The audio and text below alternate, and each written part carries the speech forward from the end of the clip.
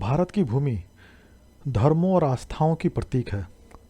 यहाँ बड़े बड़े ऋषि महर्षि महात्माओं का जन्म हुआ है, जिन्होंने अपना जीवन मानव सेवा और मानव कल्याण में ही समर्पित किया।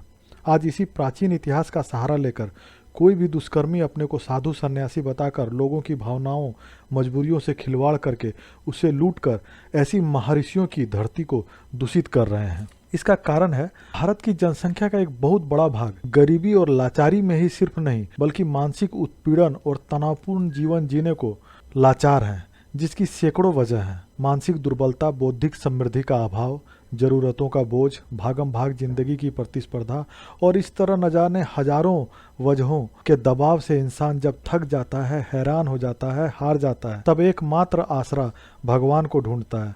और एक ऐसे भगवान को ढूंढता है जिसकी वो न केवल पूजा करे बल्कि जो उसे ध्यान से सुने, समझे और उसे अपने शब्दों से सहारा दे, सहानुभूति दे, साहस दे और भरोसा दिलाए कि सब ठीक हो जाएगा। और बस इतना ही हो जाने से इंसान हरा भरा, आत्मविश्वासपूर्ण, आनंदमय हो जाता है, जिसका परिणाम सकारात्मक आने लगते हैं, उसके दुख दूर होने लगते हैं।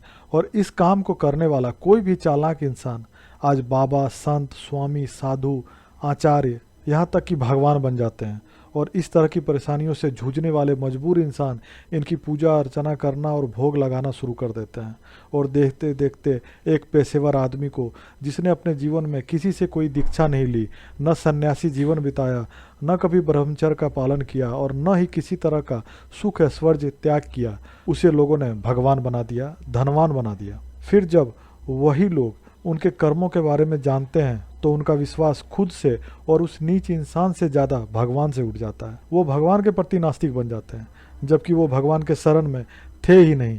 एक तुच्छ आदमी को उन्होंने भगवान का दर्जा दे दिया था और अंधविश्वास के दलदल में धंस गए थे। और इस तरह से लोगों ने न जाने कितने पाखंडी पापी आदमियों को भगवान बनाकर अपने भगवान को भुलाकर सेवा करते रहे, पूजते रहे, धन दान करके करोड़पति अरबपति बना दिए। ऐसे ढोंगी लोग गरीब इलाकों में ही इसलिए अपना व्यवसाय शुरू करते हैं क्योंकि उनके विश्वास के साथ खेलना आसान होता है। और ऐसे ढोंगी लोगों के नामों में अव्वल जो हैं उनके नाम हैं आसाराम बापू उर्फ आसूमल थाऊमल सिरुमलानी। इनके 450 से अधिक आश्रम और लाखों करोड़ों की संख्या में उसके शिष्य हैं। अहमदाबाद गुजरात के निवासी हैं ये। और इनके पास कुल 10,000 करोड़ से भी अधिक की संपत्ति है, जो एक नाबालिग के साथ दुष्कर्म के आरोप को स्वीकार किए और यौन शोषण के केस में जोधपुर जेल में सजा काट रहे हैं। नारायण साईं उर्फ नारायण हरपलानी, जो आसाराम बापू के इकलौते पुत्र हैं, इनकी कुल संपत्ति 5,000 करोड़ है। ये भी अपने पिता के पद चिन्हों पर चलकर एक साधिका का बलात्कार के केस में सूरत के लाजपुर जेल में बंद है। तीसरा नंबर पर है राम रहीम उर्फ गुरमीत राम रहीम सिंह। इनके पागलों की संख्या 494 करोड़ से भी अधिक है। इनकी कुल संपत्ति 1,453 करोड़ है। साथ ही महंगी गाड़ियों की लंबी लिस्ट है। बहुत ही अय्याश और भोग विलास करने वाले बाबा हैं, जिनका निवास स्थान सिरसा हरियाणा में स्थित है, जो 2019 में यौन शोषण और हत्या के मामले में 20 सालों के लिए रोहतक सुनारिया जेल में सजा काट रहे हैं। इसने साध्वी का शोषण और मर्डर, साथ ही बलात्कार, भक्तों को नपुंसक बनाना के आरोप को कबूल किया। अभी कुछ दिन पहले 1 महीने के पैरोल पर रिहा होकर आए और ऑनलाइन सत्संग का प्रोग्राम किया। और घोर आश्चर्य तो ये है कि ऐसे दुष्कर्मी को सुनने के लिए हजारों लोग फिर से इकट्ठा हो गए। न जाने कैसे लोग हैं ये, कैसी मानसिकता रखते हैं। चौथे नंबर पर इच्छाधारी बाबा भीमानंद उर्फ शिव मूर्ति द्विवेदी।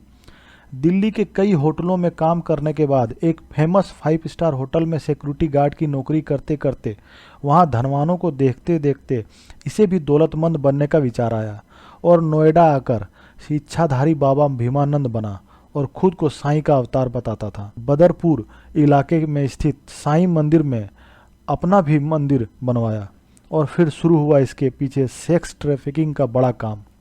धीरे धीरे 600 हाई प्रोफाइल लड़कियों, जिनमें मॉडल्स, टीवी एक्ट्रेस, विदेशी एयर होस्टेस भी शामिल थे, के साथ अपना धंधा शुरू किया और 2,500 करोड़ की संपत्ति का मालिक बना। बाद में नौकरी के नाम पर भी लाखों रुपए ठगने के आरोप में पकड़ा गया। 5वें नंबर पर है निर्मल बाबा उर्फ निर्मलजीत सिंह नरूला। इसने पहले कपड़े की दुकान खोली, फिर ईंट भट्टे का काम शुरू किया। नुकसान हुआ, ठेकेदारी की, नहीं चली। जब कहीं बात नहीं बनी तो लोगों को जमा करके प्रवचन शुरू किया और फिर भीड़ जुटने लगी।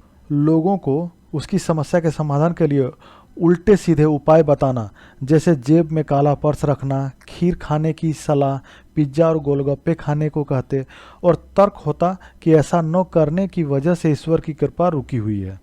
ऐसे धोखाधड़ी के काम करके इसने 615 करोड़ की संपत्ति अर्जित की।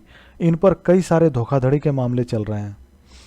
ऐसे ही धोखेबाजों की लिस्ट में और भी कई नाम हैं, जैसे राधे माँ उर्फ सुखविंदर स्वामी उर्फ विवेकानंद झा, स्वामी सच्चिदानंद, स्वामी असीमानंद, संत रामपाल, उसी मुनि, बृहस्पति गिरी और मलकान गिरी जैसे नाम शामिल हैं।